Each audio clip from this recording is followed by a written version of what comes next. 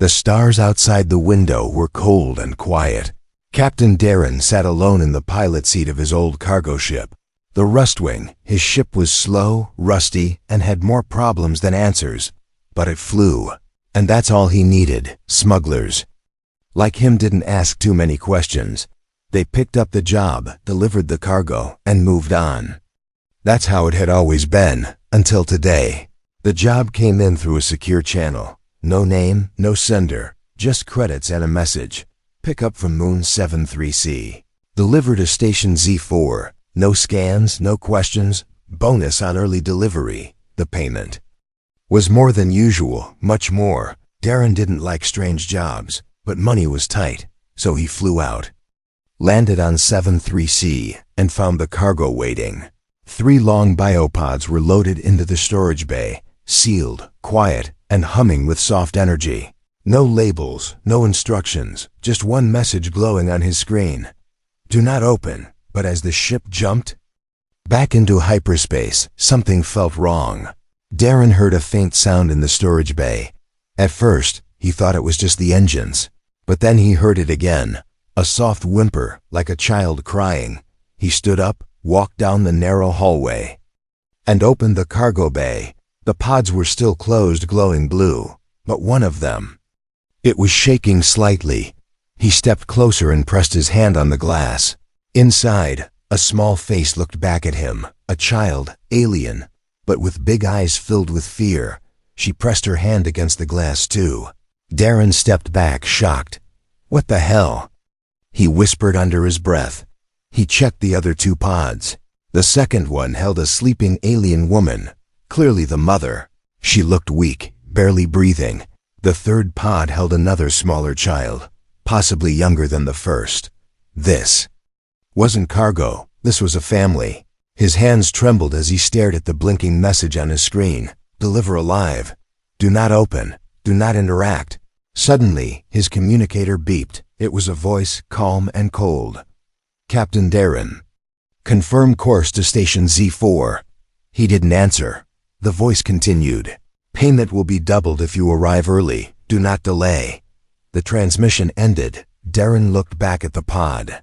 The child was still watching him, her hand pressed to the glass. Then, in a voice so faint it barely came through the speaker, he heard her. Please, don't let them take us. Darren took a step back. This wasn't just a job anymore. He was carrying living beings, scared and alone. His mind raced. If he delivered them, what would happen to them? Why were they locked up like this? And why? So much money just to keep quiet?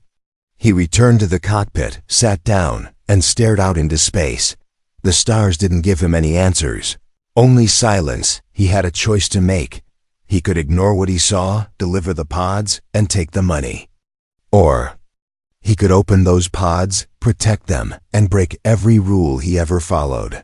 He thought of his past, the wars, the loss, the pain.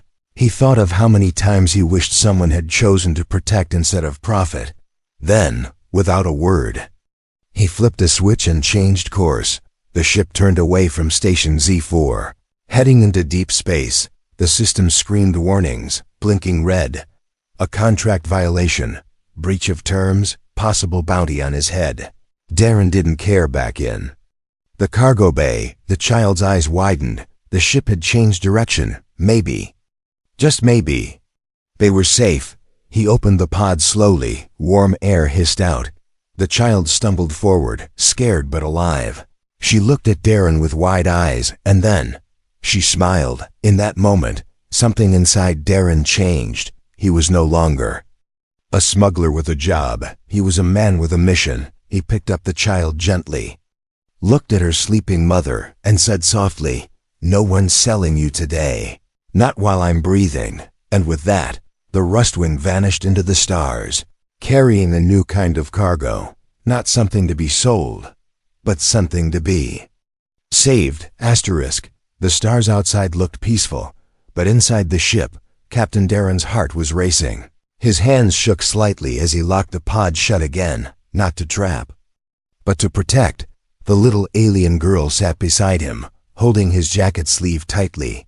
She didn't cry, she didn't speak, she just watched him, her eyes saying more than words ever could. The Rustwing was flying through a restricted zone.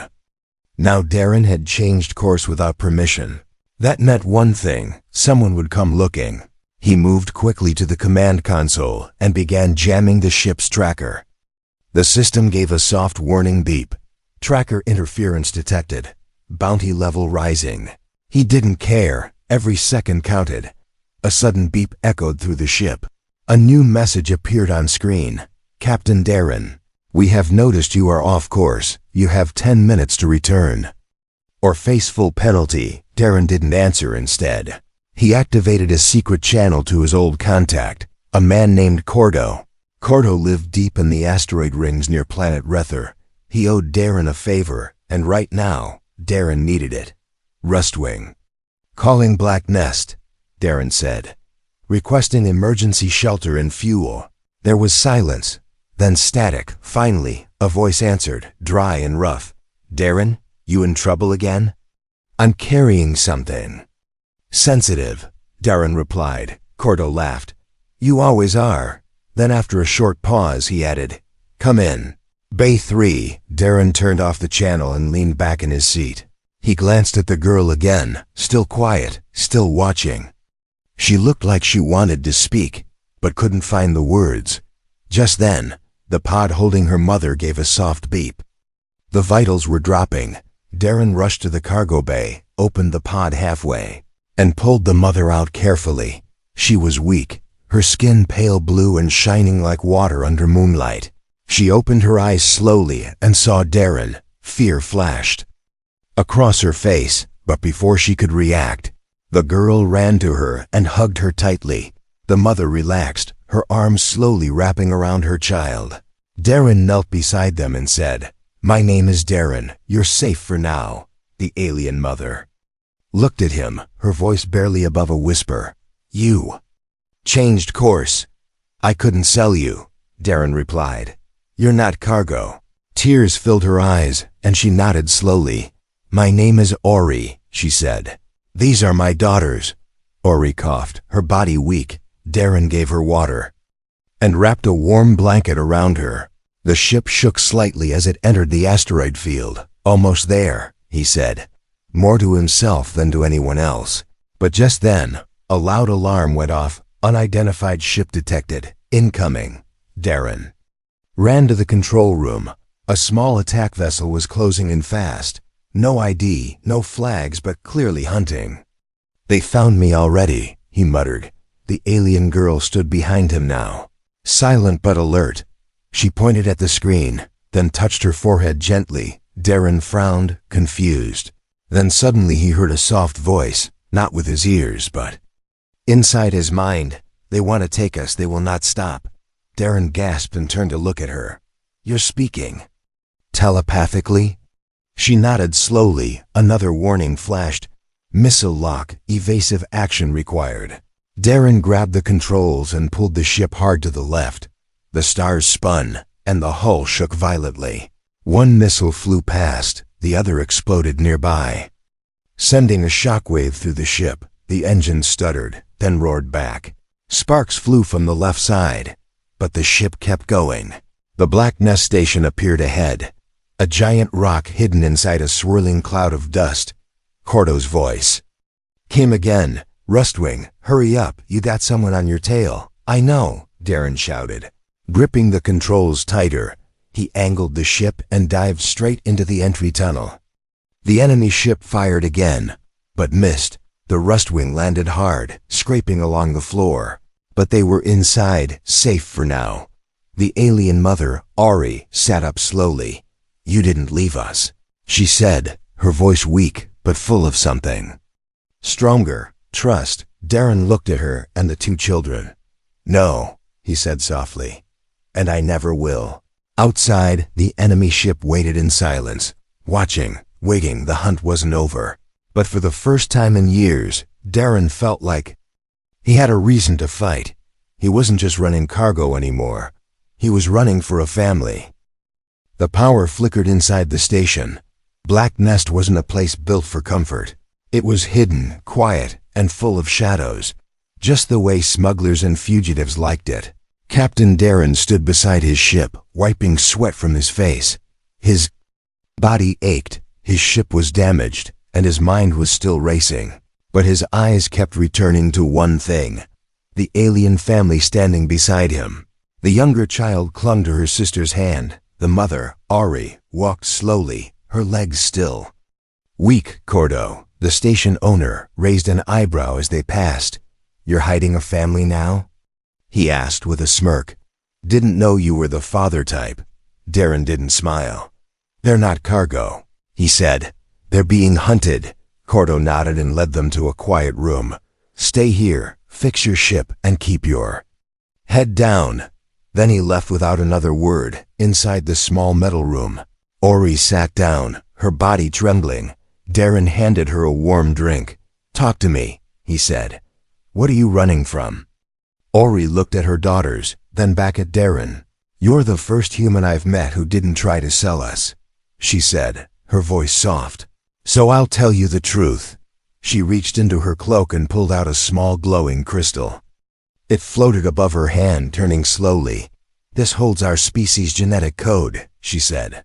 "Our blood. It can heal, enhance, and evolve." Darren stared at the crystal. "Wait, your children carry this code?" Ori nodded. "They are born from a hybrid of our ancient DNA and something new, something we discovered before our planet was attacked." She paused, then whispered, "We called it seedlight, a living data strand that chooses only the innocent." Darren blinked. "Why would someone want to buy that?" Ori's eyes darkened. "Not to buy," she said. "To control, to sell as power, to test on soldiers, to build armies." She looked at her daughters, her voice shaking.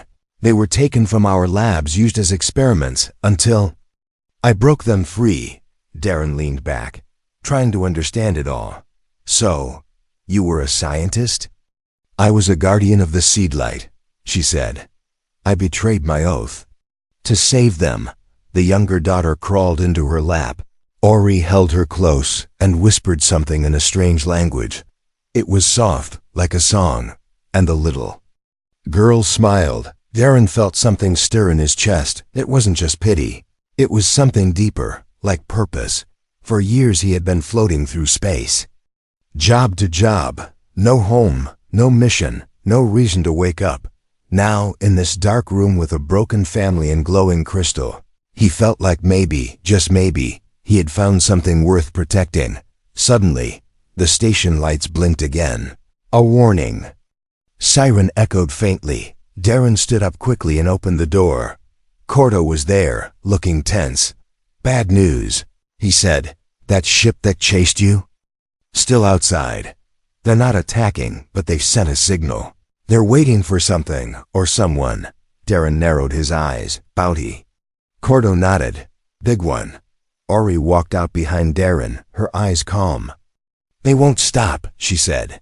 "They will burn everything to find us." Darren looked at her. "Then we won't let them," Cordo whistled. "You sure about this, Darren?" "You're putting a target on your back." Darren didn't hesitate. "I already did when I opened that pod." Ori placed the glowing crystal in his hand.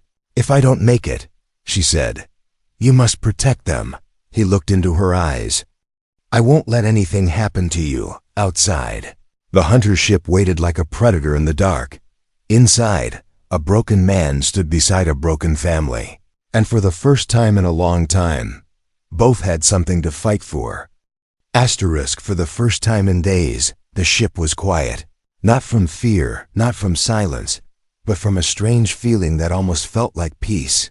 Inside the small metal room at Black Nest Station, Darren sat with the alien girls. They played with a broken tool from his belt, pretending it was a magic wand. They giggled softly, the kind of laugh only children can make. It was the sound of innocence. Ori watched them from the corner, her hands wrapped around a cup of warm liquid, her eyes still held sadness. But now, there was something else, a small light, hope. Darren leaned against the wall, arms crossed. "You've got strong kids," he said with a small smile. "They didn't get it from me," Ori replied quietly. "They got it from surviving, just Then, Corto walked in, wiping grease from his hands. "Ship's patched," he said. "Engines are ready. Shields are 50%. Still not built for a fight." Darren nodded. "Neither am I." Corto gave him a look. "Part warning. Part something else. You sure you want to keep running?" Darren didn't answer right away. He looked at the girls again. One of them now trying to stick small wires into her sister's hair like decoration.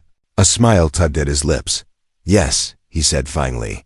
"I'm not running anymore. I'm protecting." Corto nodded slowly, but something in his eyes had changed. Ori noticed it too. After Corto left, she whispered to Darren, "His heart is not steady."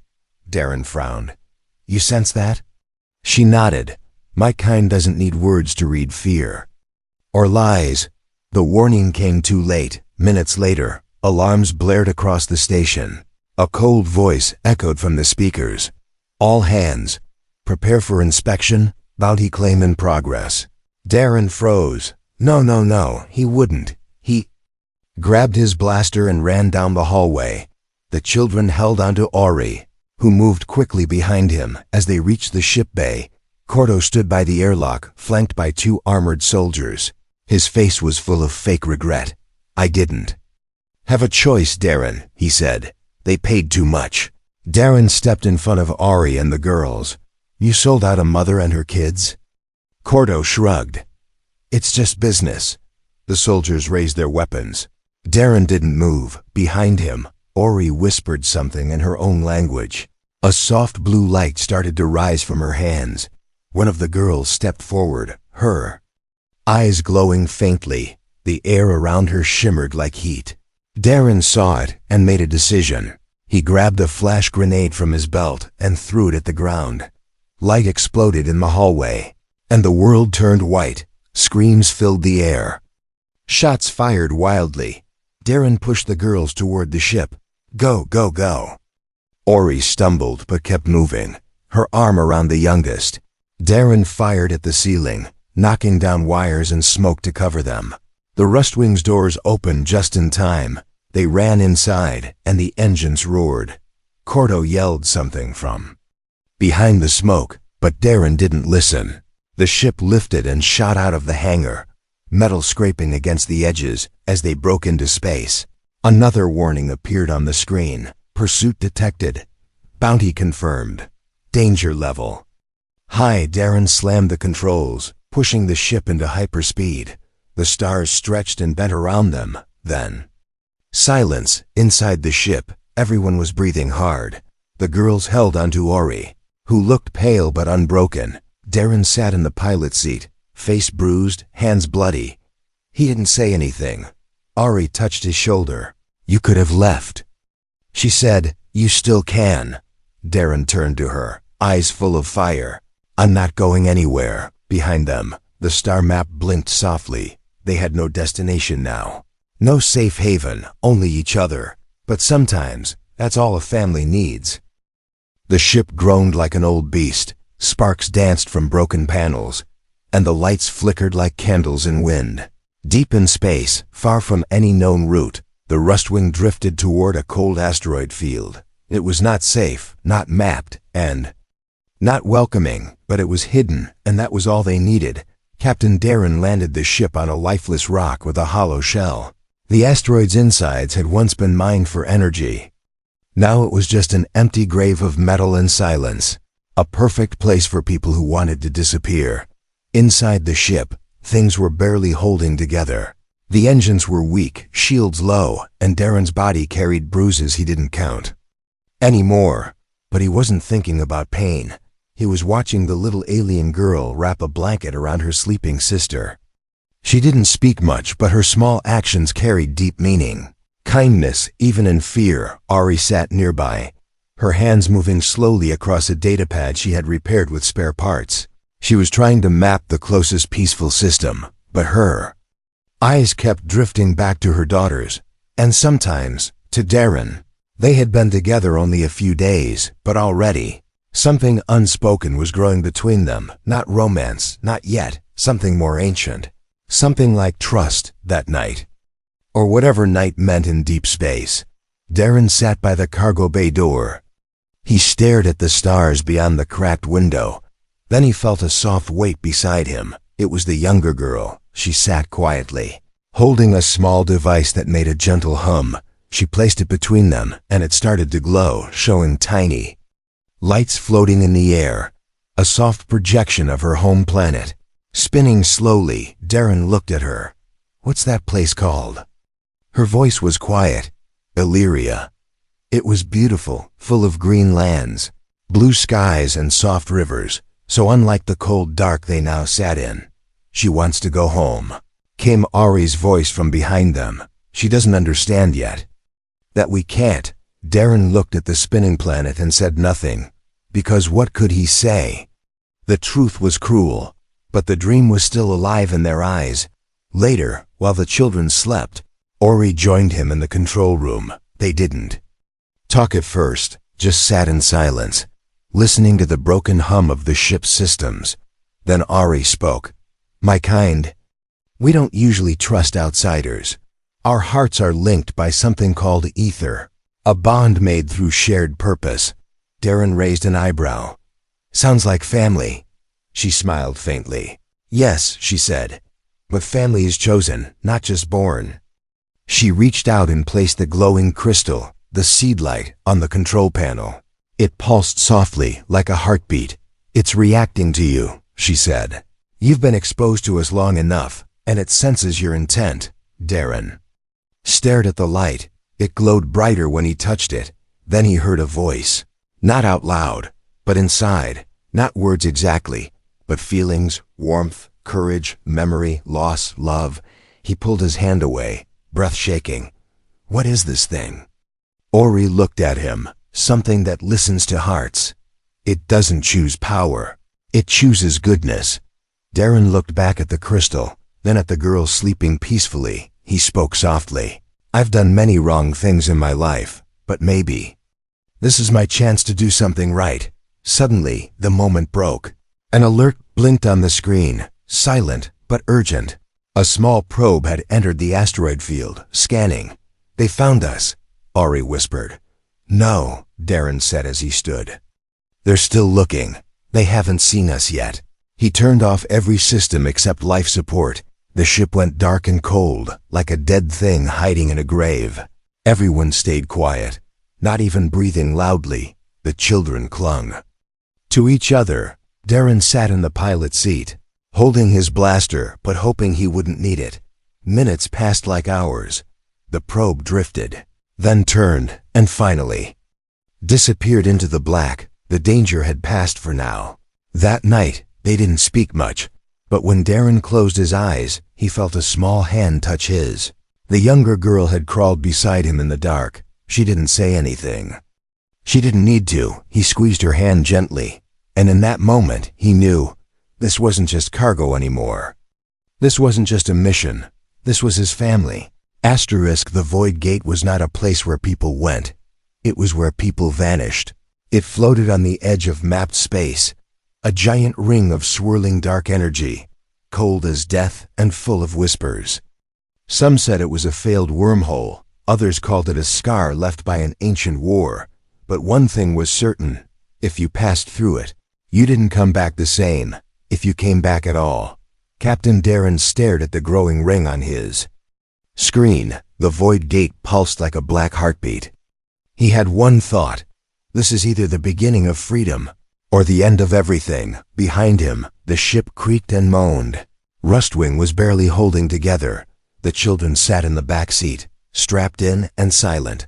Ori stood beside Darren, her hand gripping the control rail. She spoke first. "Are you sure about this?"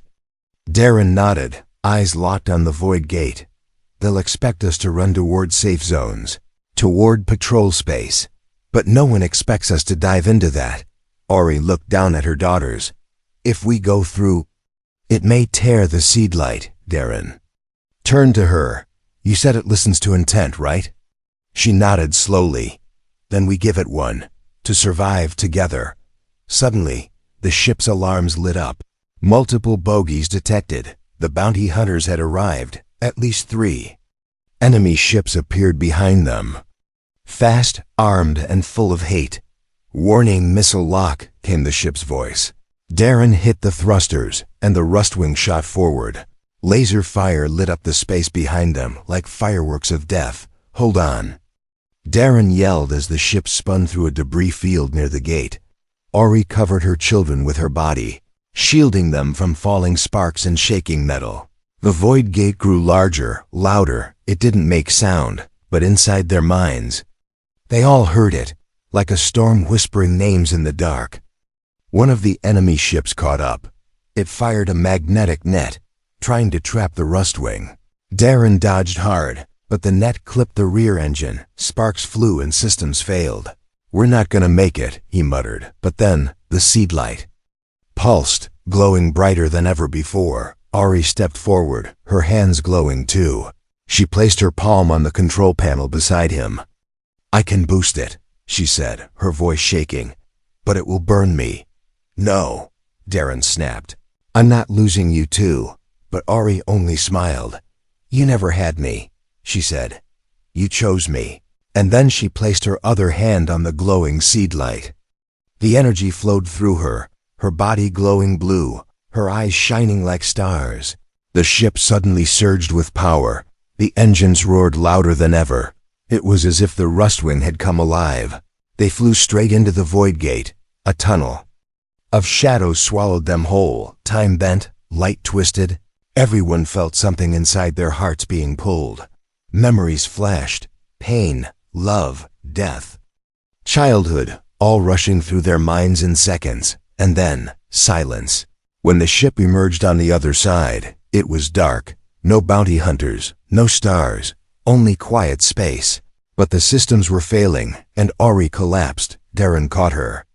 Before she hit the ground, she was cold, her body flickering with fading light. The seed-light crystal lay beside her, dim. She looked up at him, breathing slow and shallow. "You saved them," he whispered. "No," she replied softly. "We did." The girls ran to her, tears in their eyes. She held them with what little strength she had left, and for the first time, she cried too. Darren sat beside them, silent. He knew they had crossed something more than space. They had crossed the line between survival and sacrifice, between strangers and family. Outside, the void gate vanished into nothingness. Inside, hope still burned, small, fragile, but real. The stars here were different. They didn't burn or blink like the ones Darren knew. They flowed like soft rivers of light, drifting across a sky that had no up or down. This place wasn't on any map. It wasn't a planet or a station. It was a beginning. The Rustwing floated silently in orbit around a gentle, glowing world. Darren stood by the window, watching the soft colors ripple across the atmosphere. Blue, green, silver, gold, like a dream that didn't want to end behind him. Small feet padded across the floor. The younger alien girl climbed into his arms without a word. She placed her head on his chest, and he felt her breathing, steady and calm. She had stopped shaking in her sleep 3 nights ago. That was when he knew they were safe now. Ori walked in quietly, wrapped in a light robe. Her strength was returning slowly.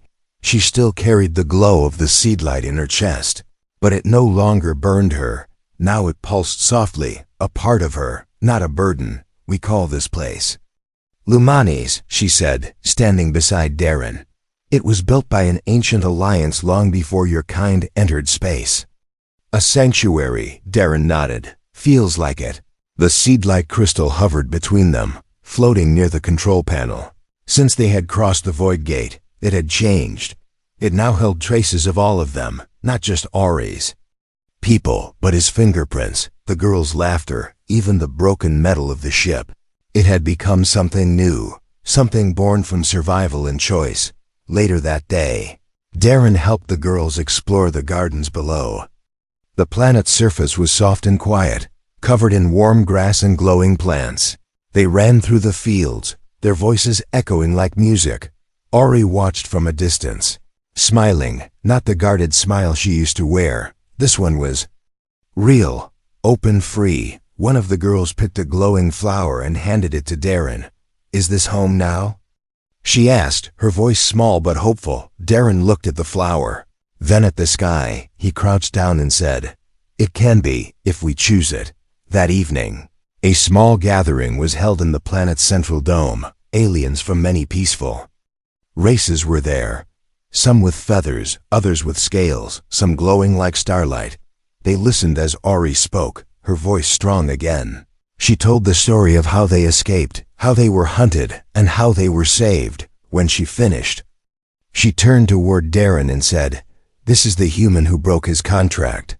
This is the man who chose life over profit. This is the one who gave my daughters a future." The dome was silent, then filled with light, a sign of honor. One by one, members of the old alliance stepped forward and placed their hands over their hearts. It was their way of saying thank you.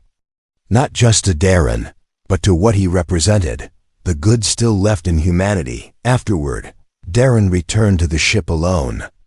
The stars above were quiet again.